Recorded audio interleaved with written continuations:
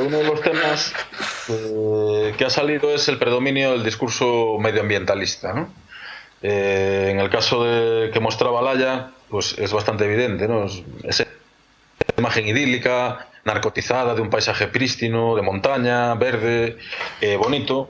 Y eso es lo que está pasando actualmente en el Estado español a la hora de abordar los paisajes generados por el Estado totalitario, ¿no? Por ejemplo, en Galicia, en la zona donde soy yo, la Ribera Sacra, son los famosos cañones del Sil, donde se establecieron los embalses en los años 40 y 50, y ahora hay una candidatura para Patrimonio de la Humanidad y se está vendiendo como un espacio natural. Pero vamos a ver, señores, vamos a ver, ahí hay vino, porque los embalses han generado microclima que han elevado la altitud, evidentemente, de las aguas y ha subido la temperatura a 2-3 grados y eso ha mejorado unos vinos que antes eran bastante infames, ¿no? Es decir, eso habrá que explicárselo también a la gente, o cómo esos embalses fueron construidos por presos republicanos, etcétera, etcétera. Es un paisaje totalmente transformado, ¿no? Y en cambio las administraciones, pues, no, verlo como un paisaje rural. O la comarca do Courel, que de espacio natural no tiene nada, es un espacio minero de hace 2000 años en los cuales los niveles de mercurio, pues me reía yo de las truchas del río Lor, ¿no? O sea, es decir, es un paisaje minero producto de la depredación. Y esa es la clave un poco de la perspectiva con la que abordamos nosotros esta arqueología poscolonial, ¿no? Me gustó mucho antes Laya cuando presentaba la imagen de ese jeque árabe que quería montar ahí un resort de lujo, ¿no? Claro, o sea, esta arqueología la hacemos para mostrar los resortes del poder que hay detrás de todo ello. Que fue el poder de unos plutócratas los que movilizó esa mano de obra a finales del 19 y principios del 20 para poner en valor una serie de recursos que generaban unas plusvalías para esa plutocracia catalana, vasca o de donde fuera, ¿no? Y a día de hoy el nuevo poder es el que intenta otra vez maximizar económicamente esos espacios, ¿no? Bien, dicho todo esto, ahora mis compañeros del proyecto de las Veredas Internacionales van a hablar precisamente de un ejemplo magnífico de arquitectura generada por el poder, ¿no? Y es el caso de Belchite. Desde el año pasado estamos metidos en un proyecto en el cual ya veis ahí todos los logos de las instituciones que están implicadas. Estamos centrados más en la arqueología de la guerra civil, en reconstruir arqueológicamente el paisaje bélico de Belchite. El año pasado estábamos tan encerrados dentro de las catas, de los búnkers y los fortines que apenas tuvimos tiempo de analizar un poco o percibir la realidad traumática de lo que fue el Belchite nuevo, ¿no? O sea, el nuevo poblado construido por regiones devastadas después de que Franco apadrinase a Belchite como un ejemplo de la causa contra las hordas marxistas, ¿no? Y bueno, pues este año parte del equipo pues ha indagado un poco en cómo el trauma ha permanecido durante generaciones y cómo se han generado toda una serie de problemas de gestión de este patrimonio. Y bueno, os van a mostrar un poco en la línea de distintas formas de mirar al agua del otro día, pues os van a mostrar un poco la percepción que ellos tienen de todo este espacio, en muchos casos fantasmático, ¿no? Y bueno, os dejo aquí con Laia, con Naya y con Josu, que no rima con Laia ni con Naya.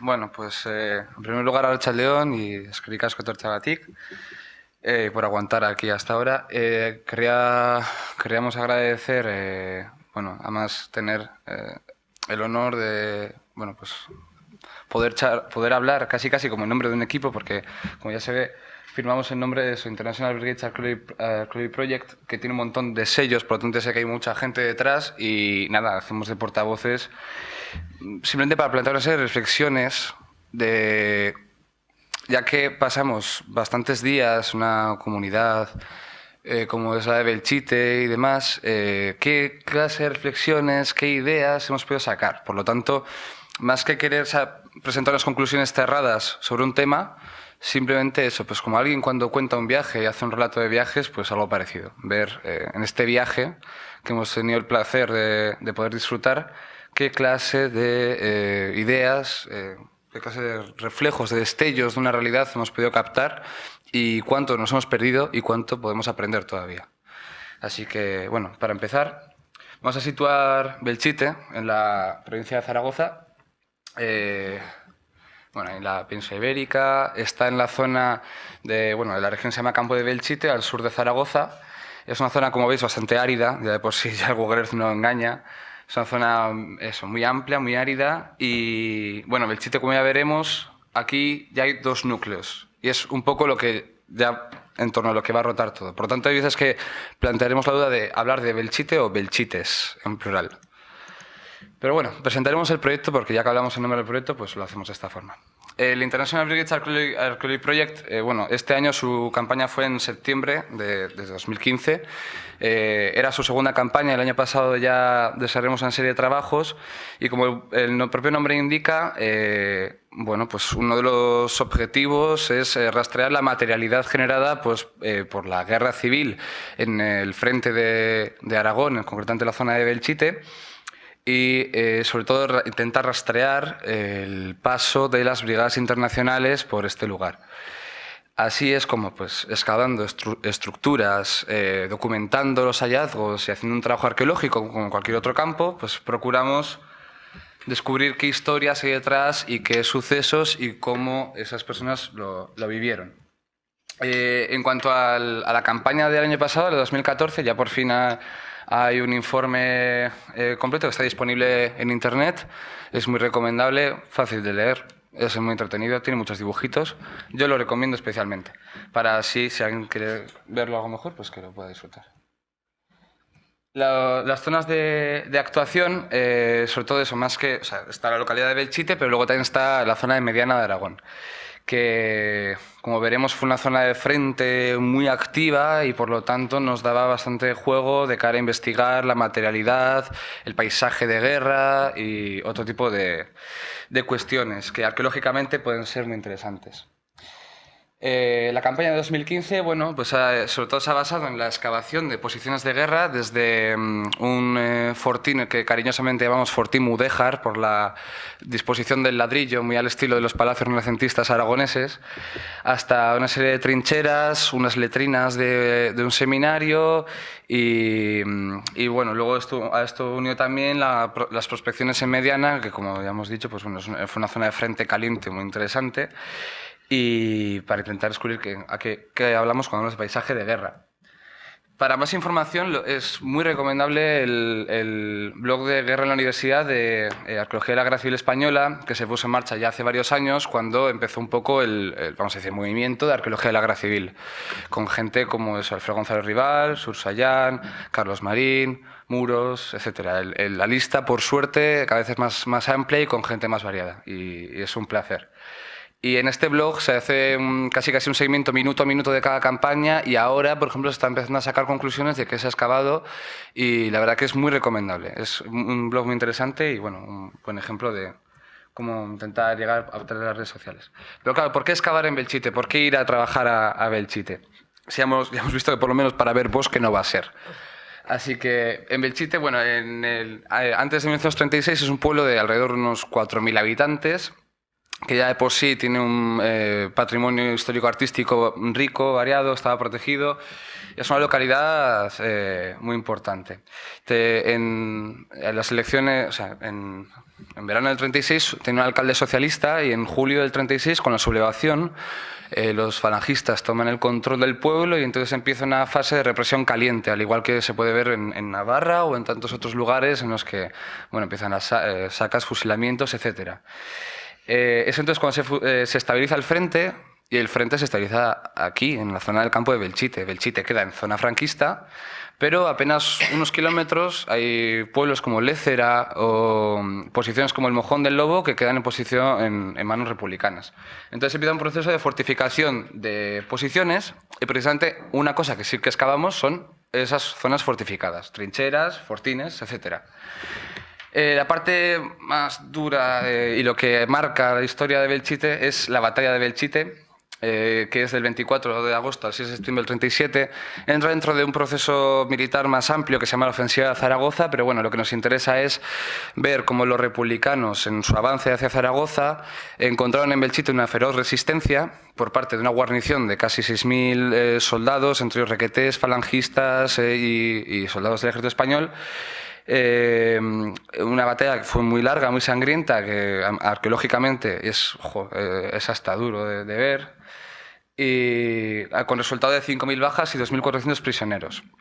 El pueblo según los republicanos iban conquistando zonas del pueblo, iban evacuando. Entonces, los belchitanos que vivían en las zonas tomadas por los republicanos fueron evacuados y llevados a diferentes poblaciones del Bajo Aragón. Como veremos, luego eso traerá complicaciones a esos belchitanos cuando vuelvan a su pueblo, más tarde. Entonces, Belchite queda en poder republicano desde septiembre del 36 hasta marzo del 37. Es entonces cuando empieza una contraofensiva franquista por todo el Valle del Ebro, ya utilizando los métodos de la guerra moderna más salvaje, y entonces es cuando Belchite, que costó tanto tomarlo, como hemos visto ahí, del 24 de agosto al 6 de septiembre, pero luego ya en marzo, en apenas 2 días, cae. Y es curioso porque, claro, cae y muchos de los prisioneros muchas de las personas que son hechas prisioneras en marzo del 37 son los propios brigadistas internacionales que tanto les costó conquistar el pueblo. Entonces, en esta toma de prisioneros, lo que se hace es construir varios espacios represivos, como por ejemplo un campo de concentración en el propio pueblo, que está marcado ahí, a ver, no sé si se ve tan el ratón, ahí, en esa zona del pueblo. Luego también la zona del seminario, que fue una zona de duros combates, también fue habilitada como campo de concentración. Y hay bastantes historias respecto a eso, de cara a cómo eran tratados los presos. Y recordamos que hemos dicho que había barrios que fueron evacuados por los republicanos y belchitanos que entonces fueron sacados de Belchite y llevados a pueblos del Bajo Aragón. Vale, pues bien, cuando volvieron a Belchite, una vez ya tomado por los franquistas, claro, eran considerados rojos. ¿Dónde los llevaron? Pues los llevaron ahí, a esa zona de ahí, que es, no sé si se percibe bien, pero es una zona donde hay barracones, se ven unos barracones. Esos barracones fue donde se sitúa a estos indeseables belchitanos rojos, o por lo menos que con acusación, con la permanente marca sobre ellos de que eran rojos. Y esta zona, claro, bajo esa premisa, fue nombrada Rusia, coloquialmente. Y todavía existe y son edificios de uso agrícola. Y claro, ¿cómo quedó el pueblo? Pues bueno, Laia os lo dirá. Bueno, el pueblo viejo, como ha dicho Josu, fue escenario de guerra, de batalla. Entonces, aquí tenéis unas imágenes de cómo quedó. ¿Veis? Aunque esté dañado, hay muchos edificios que aún están de pie, y aquí podéis ver una imagen de cómo está ahora.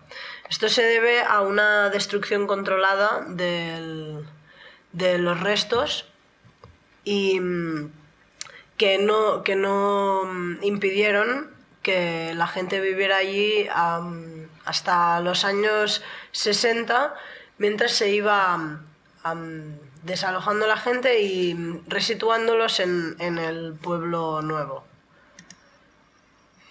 Aquí tenéis unas imágenes de cómo está Belchite Viejo hoy. Bien, el pueblo viejo se mantenió como una escenografía de la barbarie de las hordas marxistas. Aquí tenéis un montaje de Franco que es sintomática de este hecho, que dice: yo os juro que sobre estas ruinas de Belchite se edificará una ciudad hermosa y amplia como homenaje a su heroísmo sin par. Por tanto, se mantiene un pueblo viejo que creará un diálogo con el pueblo nuevo,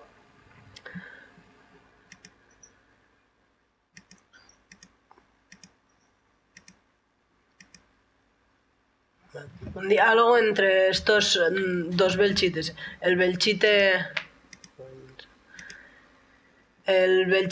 viejo, la destrucción de los rojos, y el Belchite nuevo, la construcción del régimen. Entonces, el Belchite nuevo es construido por regiones devastadas. En 1940 se visita Belchite y proyectan este nuevo pueblo al lado. Decir que Regiones Devastadas nació en 1938 como un proyecto de reconstrucción de estas zonas afectadas por la guerra, y Bueno, para nosotros es importante remarcar este concepto de localidades adoptadas.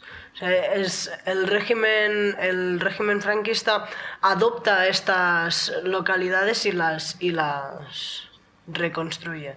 Como, por ejemplo, vemos aquí en Euskadi, pues en Guernica, Mungia, Durango o Legutio.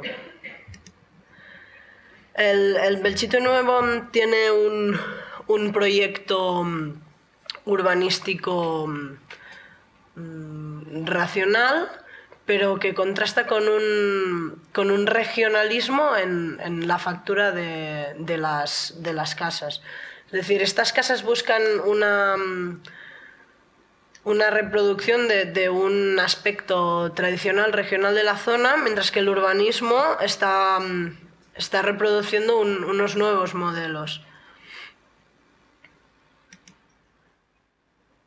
Las construcciones se hicieron con mano de obra esclava de los campos de concentración, del campo de concentración que ha comentado Josu, y se hicieron con materiales locales, porque en el contexto de la autarquía el sistema económico no permitió abastecerse de nuevos materiales, además que no se querían materiales exógenos por su vinculación con el internacionalismo.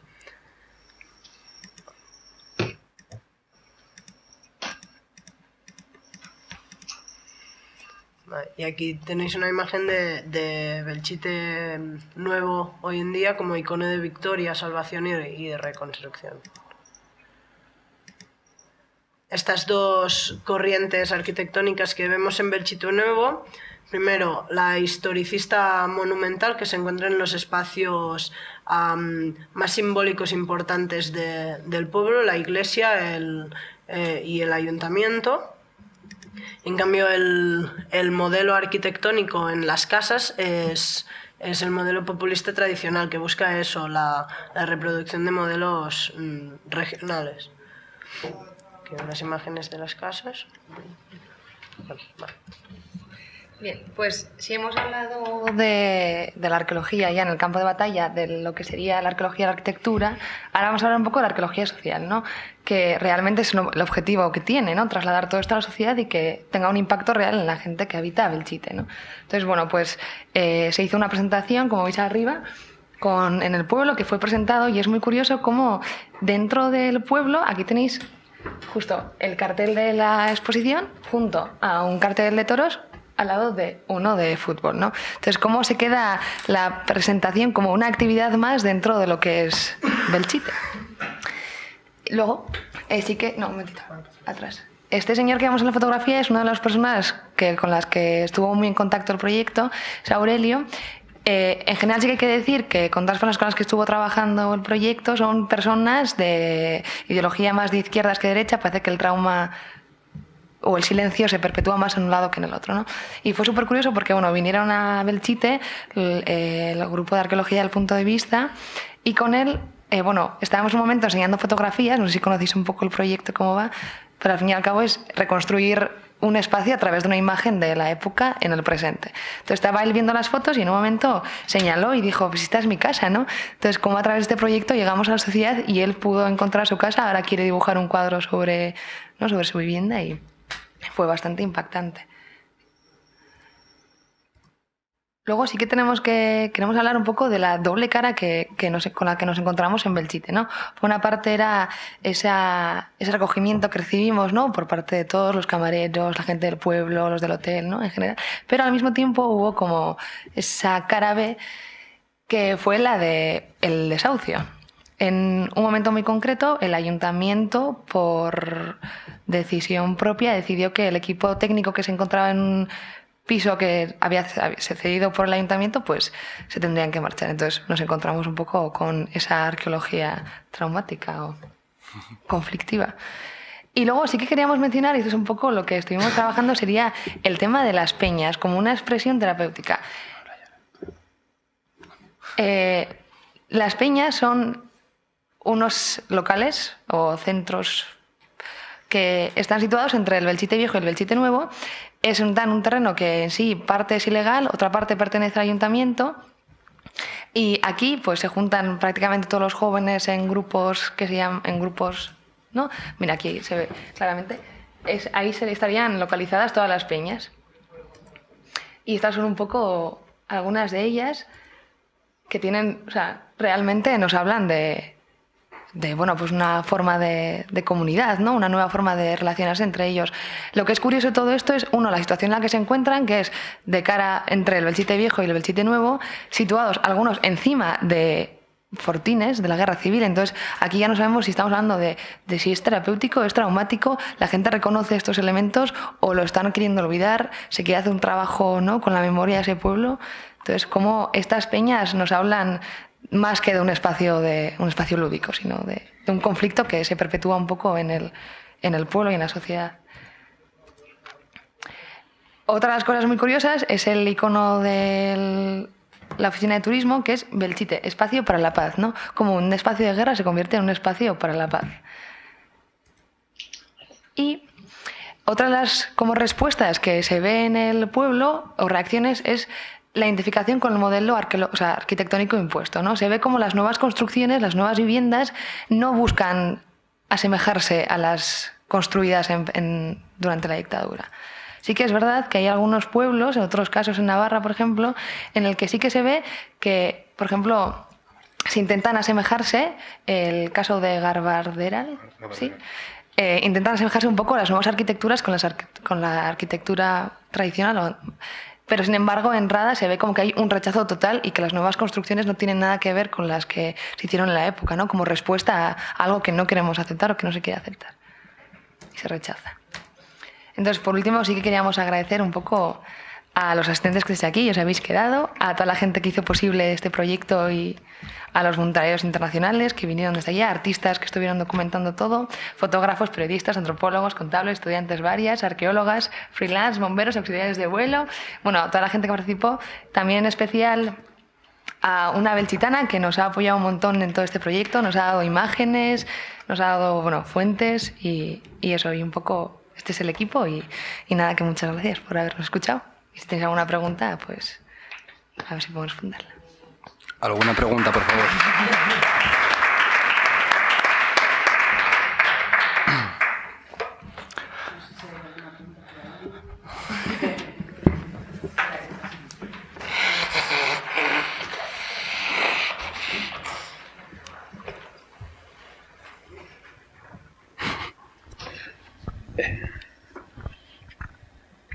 Hola, muchas gracias a vosotros.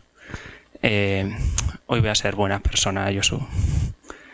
¿Hay algún ¿Se ha realizado algún otro proyecto en Europa de este estilo en ciudades devastadas o en pueblos devastados, como pues en Francia o en Bélgica o así, por la Segunda Guerra Mundial? ¿O es un caso...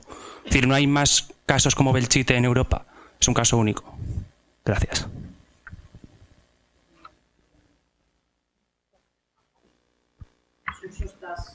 Sí. Bueno, si te refieres a la voluntad expresa de un régimen totalitario democrático de convertir en lugar memorialístico unas ruinas donde pasó una tragedia, pues hay otros casos, ¿no? Lidice, por ejemplo, que fue totalmente destruido por los nazis en represalia, ¿no?, al atentado contra Heydrich, pues es un elemento mimado por el Estado checo, ¿no? O, bueno, también matanzas en Francia y otro tipo de pueblos que han quedado como ejemplo de la Besania fascista en este caso. De hecho, es interesante, la semana pasada hubo un congreso en Donosti sobre la memorialización del conflicto, que de hecho presentamos también una ponencia, y vinieron los responsables de la museística de estos sitios, ¿no? Pero bueno, ya te digo, si te refieres a nivel memorialístico, ¿no?, que hubiera habido otros regímenes totalitarios sí, que me refería a eso. Herramienta... Perdón, sí. Me refería a eso, a si ha habido otros, tanto Francia o Alemania, dejaron restos de pueblos o restos de ciudades como memoria a lo que pasó. Me refería, o sea, a lo que me estás respondiendo tú, sí. Sí, bueno, en el contexto de la Primera Guerra Mundial, pues en Francia, Bélgica, pues ya sabéis un poco la monumentalización de ciertos tramos de trinchera o de monumentos, ¿no?, a combatientes, eso es bastante común. Pero digamos a población civil, yo realmente no conozco ningún ejemplo tan brutal como Belchite. Esta es realmente la potencia de Belchite, porque al final, como pasa muchas veces en poblados de colonización, al final te das cuenta que la estrategia franquista ha funcionado, ¿no? O sea, es decir, se ha mantenido un pueblo en ruinas, en contra de la voluntad de sus habitantes que querían reparar sus casas, ¿no?, y que finalmente fueron deportados, tanto los de derechas como los de izquierdas, en este caso, y ha generado un problema de gestión en la actualidad brutal, ¿no? Porque un poco el trauma que muestra el trabajo aquí de los compañeros y de las compañeras es que realmente no se sabe muy bien qué hacer con esto, ¿no? Y el grado de despiste es tal que, por ejemplo, os podían poner muchísimas fotos. Por ejemplo, hay tiendas en Belchite en las cuales se venden camisetas con una de las torres de la iglesia en ruinas de Belchite Viejo y Old Town, ¿no? Como si estuvieras en el casco viejo de Praga, ¿no? Y vamos a vender aquí una ciudad histórica que tenemos aquí, un casco histórico, al margen totalmente de ese trauma, ¿no? O como el propio ayuntamiento da permiso a unos fotoperiodistas de una revista de moda de novias, de trajes de novia, que se llama, creo, si no me equivoco, Lucía se va de boda, y allí van a buscar ambientaciones para un reportaje de trajes de novia, ¿no? O sea, es decir, para que veas un poco el totum revolutum de un espacio en el cual, por ejemplo, los antiguos propietarios de las casas pues no pueden acceder libremente a las ruinas de su casa, ¿no? Como es el caso de Aurelio, que pusimos el otro día también en la ponencia del otro día, ¿no? Entonces es un desajuste brutal, ¿no?, entre una voluntad de permanencia de un régimen totalitario que consiguió su objetivo. De hecho, Pedro Rodríguez, que es codirector del proyecto de Aragón, nos comentaba que hasta bien entrados los años 90, todos los colegios de Aragón tenían como visita obligada ir a ver las ruinas de Belchite Viejo, y en esa visita pues se les instruía en el viejo discurso, ¿no?, de las hordas marxistas, ¿no? O sea, es decir, bueno, yo en Galicia en octavo de GB, cuando se iba a Madrid, se iba a ver el Valle de los Caídos. O sea, era una visita, y la sala de trofeos del Bernabéu, para que veáis un poco la caspa permanente en el Reino de España, ¿no? Entonces, claro, esto es gravísimo. O sea, ¿cómo convertir en un espacio de memoria histórica o de recuperación de valores cívicos un sitio que es visto desde estos conceptos, ¿no?, y que sigue dividiendo a la población local, ¿no? Gracias, Xurxo. Me ha respondido, de verdad. Es decir, era justo, esa era la pregunta. Te voy a decir una cosa, eres el primer profesor en lo que llevo de carrera que me responde a una pregunta. Porque nunca me responden a lo que pregunto. Gracias. Bueno, aquí Sergio y yo nos repartimos muy bien el trabajo. Sergio se dedica a la educación formal y yo a la no formal, ¿no? Un poco complementamos el... Lo dice un hombre tirado en una cama atrás de un Skype, sí, no formal. Quería plantear una cuestión siempre de cara a eso. Es que han venido compañeros míos del máster de gestión del paisaje. Entonces, claro, ha hablado, justo Sus ha dicho gestión del paisaje. Entonces, claro, es como si te citan en un sitio, pues ya pillas con valla, te lanzas ahí, aunque digas a una gilipollez. Entonces, aprovechando aquí a mis compis, pero vamos, quien sea, mis otras compis y Sonia, que también tengo cariño, el caso es que ¿qué se puede hacer con un entorno en el que el trauma está tan presente, tan latente, pero no se desarrolla del todo? Tenemos, como hemos visto, campos de concentración, campos de internamiento que ahora son utilizados como zonas para tener los cerdos y guardar los tractores y todo eso. Tenemos un pueblo viejo que durante años, en Pueblo Viejo que fue desalojado, la gente no pudo volver a sus casas, luego se dejó ahí en este abandono, era susceptible de ser saqueado cuando se quisiera. Ahora le han puesto vallas y se hace una visita turística. Y luego un pueblo nuevo que no es que sea precisamente la delicia visual. O sea, hemos visto. O sea, la gente en Belchite por sí no es que le tenga un cariño especial a su pueblo, como qué pueblo más precioso. Entonces, ¿qué tipo de propuesta se puede presentar como propuesta integral de paisaje, pero no como paisaje, sino humana? ¿Qué se puede hacer en un entorno en el que la guerra está tan presente pero a la vez tan oculta? ¿Alguna idea? ¿Se lo estás planteando a tus compañeros? No, no, es en general. No, por Dios, en general. No. Aquí, las 100 personas que estamos aquí. Intenta sacar alguna conclusión. Yo puedo decir que a mí me...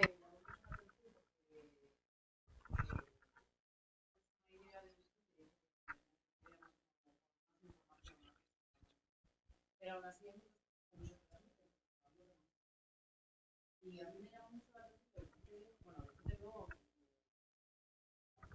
pero de Belchite Viejo, que me parece impresionante que es un lugar sin catalogar, quiero decir. Estamos en un espacio con un componente patrimonial reciente muy fuerte, del cual no tenemos unas fichas de patrimonio, unas fichas de catálogo, o sea, no hay una catalogación de Belchite y del entorno, con lo cual no se puede gestionar eso de ninguna manera, porque realmente no se conoce sobre el papel, digamos.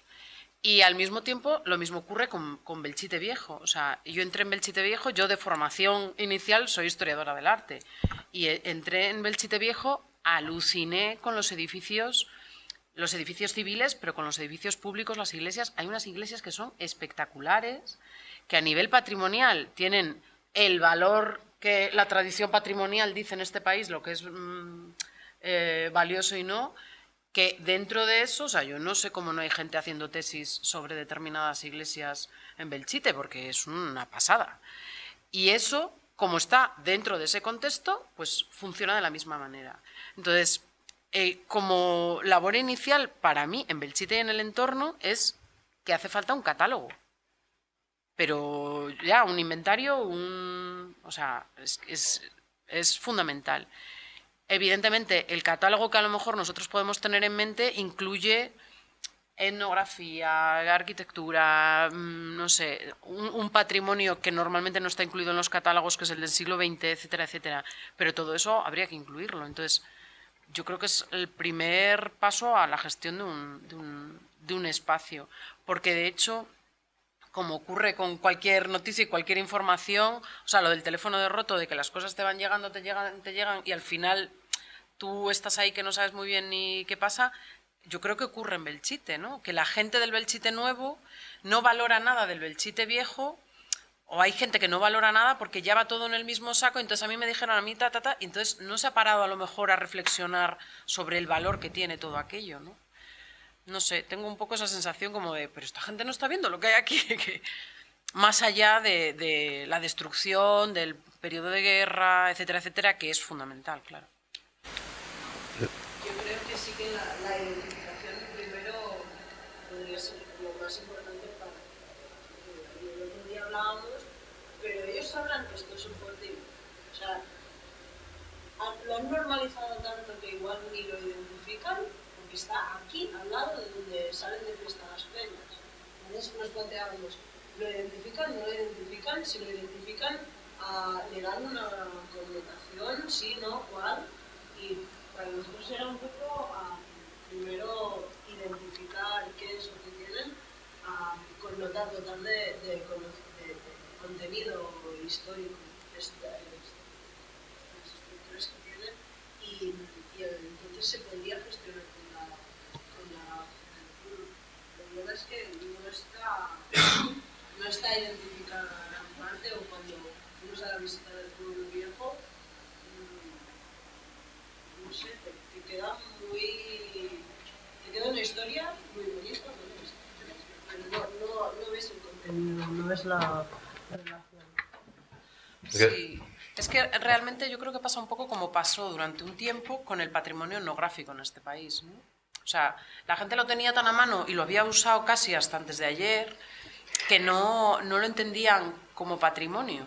Y mucho de ese patrimonio se destruyó, que es lo que va a pasar en Belchite, porque la foto que habéis puesto, el vuelo, debe tener unos años. Hoy Belchite, lo que yo vi este verano ya no es así, y de año en año cambia mucho la cosa. Entonces, bueno, todo eso se va. Y bueno, y que Belchite, vale, no tiene un crecimiento demográfico que haga que se vayan a construir bloques de viviendas, pero si fuera a ocurrir, se llevarían por delante de Fortines y lo que hiciera falta, ¿no?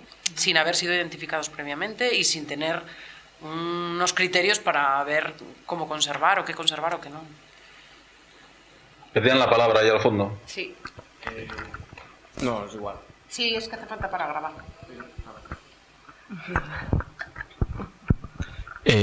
Un poco en relación a esto que estabais diciendo, la parte de catalogación, etcétera, está muy bien. Pero un poco para solucionar el conflicto propio que tienen los ciudadanos de Belchite con el Belchite viejo, estaría bien promocionar la historia. O sea, promocionar la historia anterior a todo lo que sucedió allí, porque Belchite tiene mucha historia. O sea, creo que es un poblado, el primer poblado es del siglo XI, XII, con la Reconquista. Bueno, Reconquista. Entonces, hacer despertar el orgullo histórico, el interés histórico de la gente, del pueblo, sobre esa historia, aparte medieval, moderna, sin llevarlo hasta la guerra civil, hasta un poco después, ¿no? Hasta que vean que para estudiar todo eso, para ver todo eso, para vivir todo eso, lo que ha pasado en Belchite, entender cómo están, tengan que ir al pueblo viejo. Y una vez en el pueblo viejo, y cuando hayan aceptado la parte medieval, la parte moderna, la parte del siglo XIX, digan, hostia, es que en el 20 pasó esto. O sea, es un proceso, ¿no?, de aceptación de la historia desde el principio. Desde que probablemente Belchite tuviera un pasado musulmán y probablemente encima de la iglesia, debajo de la iglesia, haya una mezquita, como en muchos pueblos de Aragón. Entonces, a lo mejor un proceso de tolerancia de la población se inicia desde un proceso de aceptación de la historia anterior, porque es muy difícil aceptar directamente, ¿no? Oh, hostia, es que hubo un conflicto aquí muy grave que afecta aún a gente hasta de nuestra generación, ¿no? Porque si mi abuelo estaba en un lado, el otro estaba en el otro, y construyeron esto los esclavos del campo de concentración, hostia, pues es duro, ¿no? Y cogiéndolo desde más atrás, poco a poco, vas haciendo tolerable todo lo que ha pasado, poco a poco. O sea, la idea de no ser solamente unas marionetas de una guerra, no sé, porque de hecho el pueblo viejo es muy curioso porque aparte de estar cada vez más en ruinas y cada vez peor, tiene algunos monumentos posteriores que son los que hicieron las autoridades franquistas. De hecho hay una plaza en la que en la batalla de Belchite, en principio, los republicanos apilaron todos los cadáveres y los quemaron, porque había serio riesgo de que las enfermedades de los cadáveres se transmitiesen a los soldados. Entonces, cuando los franquistas reconquistaron el pueblo en el 37, y bueno, y luego más adelante en la dictadura, a modo de castigo a los republicanos por haber hecho tal barbarie de quemar los cadáveres, les hicieron construir una cruz. Luego, más adelante, se hizo una especie de cementerio, un monumento a los mártires de la batalla de Belchite, que además fue el entonces príncipe Juan Carlos a inaugurarlo. Estamos hablando de los años 60, 70, por ahí. Y bueno, habla de que los mártires son falange, ejército, falange, tercios del carlismo y pueblo de Belchite. El pueblo de Belchite ha sido utilizado como símbolo de la guerra y del horror rojo una y otra vez. Tanto es así que antes hemos mencionado, cuando el frente se estabiliza, hay un pueblo muy cercano que se llama Lézera. Lézera quedó en zona republicana. Y es que todavía a día de hoy hay un pique bastante fuerte entre Lézera y Belchite, porque los de Lézera son los rojos, los de Belchite son los fachas. Cuando, por ejemplo, siguen los resultados electorales, no es así del todo. Aún así da igual, porque esa marca ya les ha quedado ahí. Ya les ha quedado ahí. Y la visita turística al pueblo viejo no tiene pérdida porque, claro, la escenografía que tú tienes, por mucho que una guía turística haga el esfuerzo de mostrarte el horror de la guerra y demás, tú la escenografía que tienes es la que quiso dejar Franco. O sea, el escenario, ya hablamos de escenografías, el escenario es el que puso Franco para ti, para que lo vieses, lo disfrutases y te horrorizases. Y al lado tenemos un pueblo nuevo, que es igual. De hecho, lo único que tenemos algo de espontáneo y demás es lo de las peñas, que es lo que nos hemos encargado de subrayar, como algo distinto. Pero claro, hay un arquitecto de la Universidad de Valencia, Amable García Anguita, un hombre muy amable, que ha hecho un proyecto de propuesta de musealización y patrimonialización de Belchite. Se llama, está en inglés, pues Chu Belchites.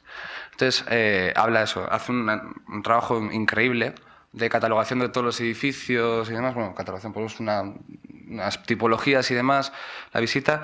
Entonces propone él ve muy claro, ¿no? Ve el mapa que hemos visto antes, el de, bueno, por de las Peñas. Ve que está el pueblo nuevo y el pueblo viejo.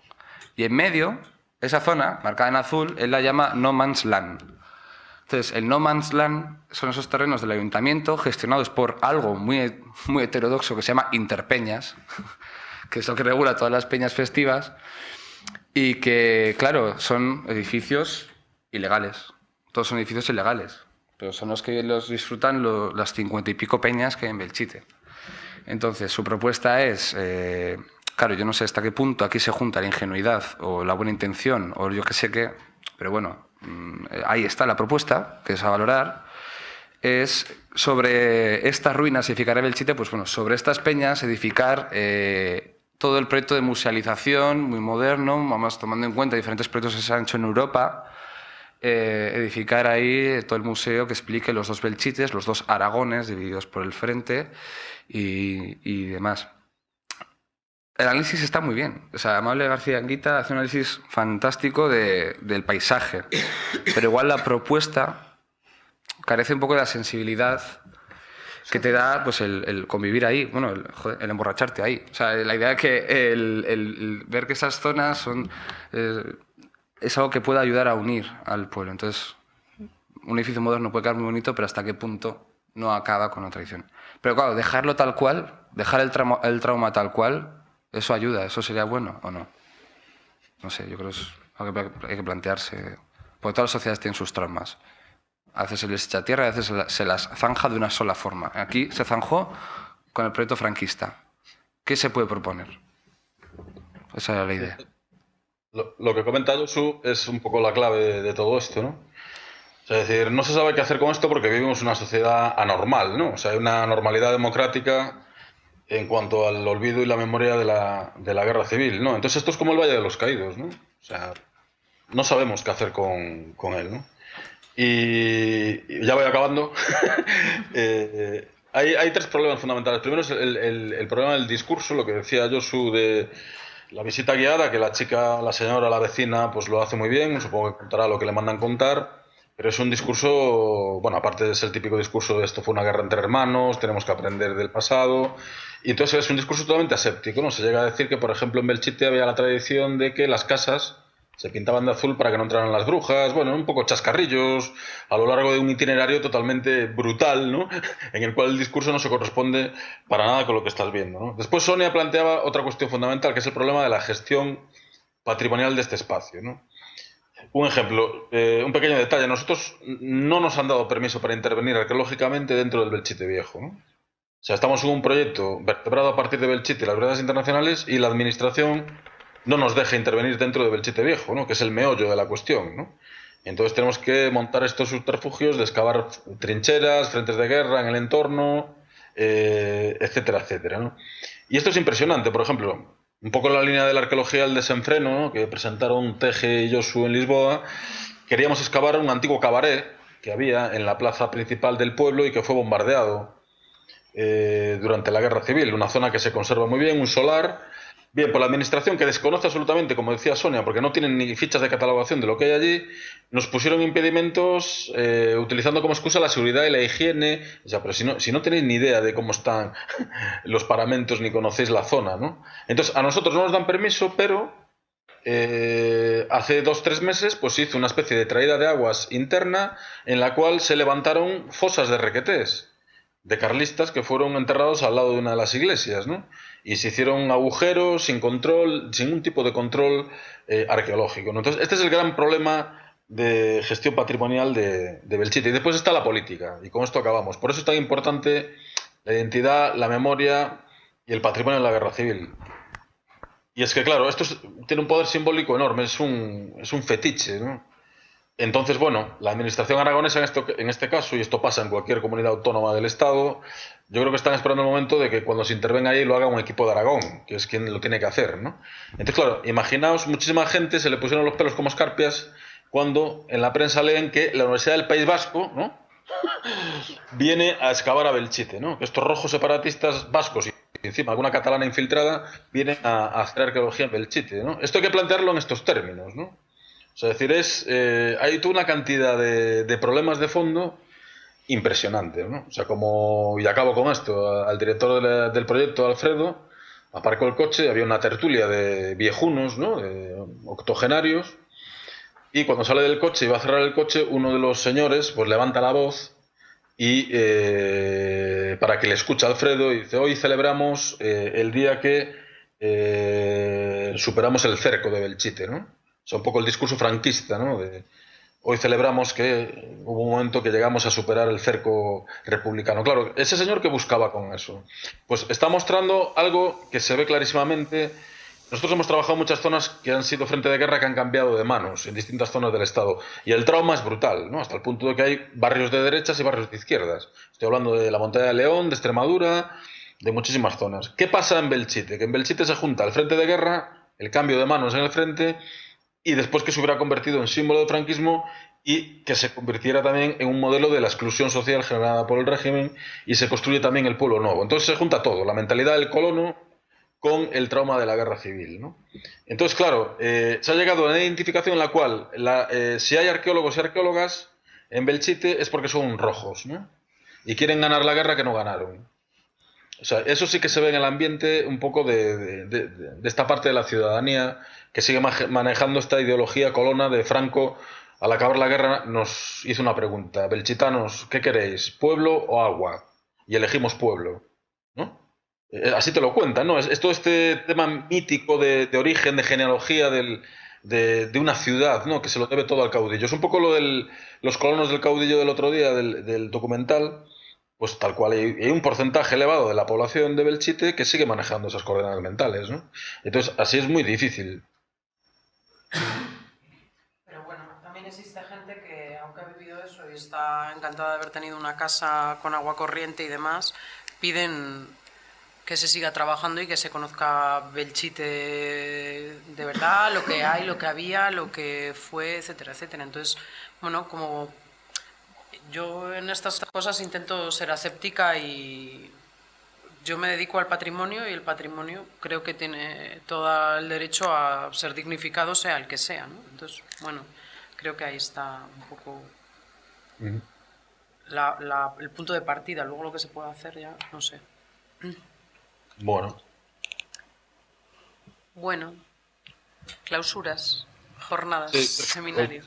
De verdad, gracias por haber aguantado estas chapas.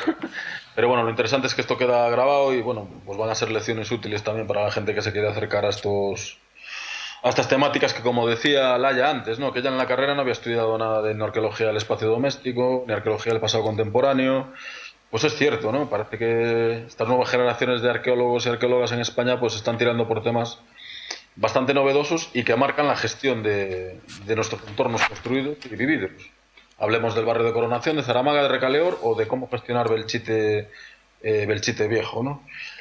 Y nada más, bueno, nuestro próximo evento va a tener lugar del 5 al 8 de noviembre, precisamente en el Vivat, en el Museo de Arqueología y de Naipes, dentro de la Semana de la Ciencia que organiza la Universidad del País Vasco. Tiene distintas actividades en las 3 capitales vascas y nosotros vamos a montar un stand que se llama Con novedad en el frente de Arqueología de la Guerra Civil, y de hecho vamos a utilizar como hilo conductor el conocimiento que generamos a partir de la arqueología de nuestras excavaciones en Belchite, ¿no? Ya os digo que el stand estará abierto todo el día y si os queréis acercar por allí, pues bueno, pues creo que va a ser una actividad interesante, ¿no? Y a todo esto el grupo de Facebook de Colonias para Hombres seguirá activo, porque ahí queremos ir colgando en tiempo real un poco pues reflexiones, datos y un poco todo lo que vayamos sacando dentro de este proyecto de arqueología postcolonial en España, ¿no? Y nada más, muchas gracias a todos vosotros y al comité de organización, a Sonia, a Sergio, a Josu, porque sin ellos evidentemente esto no se podría haber hecho, ¿no? Y nada más, muchas gracias. Eskerrik asko.